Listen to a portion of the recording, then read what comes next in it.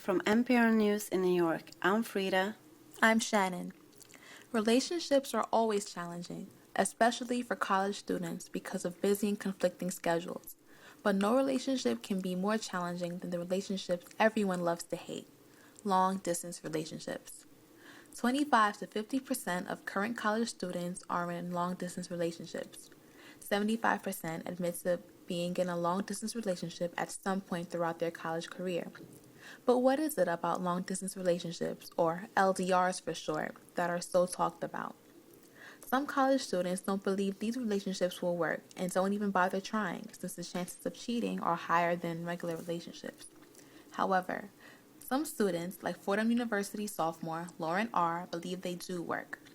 Lauren has been with her boyfriend for 3 months and trusts him. She says, "Well, because my boyfriend is a part of the military, I know he isn't cheating, because there isn't much he can do for recreational purposes. I trust him more when he is away than if he were to be at home." Dr. Karen Sherman, a psychology professor at LIU Post that teaches Psychology 2 and psychology courses on marriages and relationships, says long-distance relationships are challenging, and making your spouse a priority is important. She also says, because of today's technology, it is easier to maintain a connection with a distant spouse. When asked if long-distance relationships tend to be more successful than regular relationships, she said, quote, "It depends on the people involved. If they are the type of people that need a constant connection, then it will become taxing."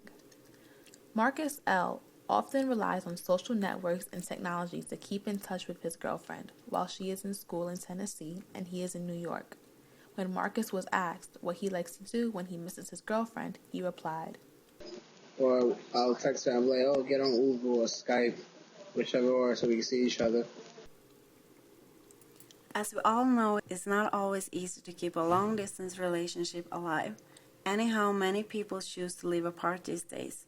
For those of you that are in a long-distance relationship, here are some tips.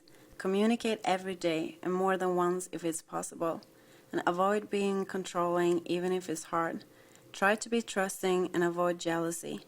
Visit each other often and do things together. And always remember you are still in a relationship and you have to be there for your partner. There are also some good parts of being in a long-distance relationship. According to Marcus, the best is freedom, because I don't have to always worry about having to go see her, so I'll be able to do what I want to do. Like, if I have something important to do, I wouldn't have to worry about trying to fit her in or stressing myself out about that. I'll be able to get it done and everything. But, like, when she's around, I make sure I do everything first. This way I could always fit her in.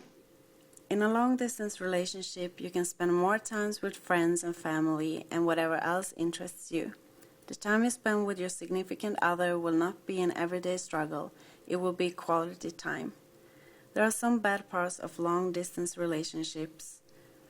When Jason was asked what were some bad experiences he encountered while being in a long-distance relationship, he said, "Bad parts are going to bed by yourself, get a little bit lonely. It's also bad you don't have that physical need. It's not there. You don't have it. So sometimes you have to look for it somewhere else, perhaps, and that can get in trouble." All people have different experiences and opinions about long-distance relationships. If you want to make it, you can make it. Whether you're a college student or not, it's all about you and your partner's attitude and willingness to make the relationship work. From NPR News, I'm Frida. And I'm Shannon.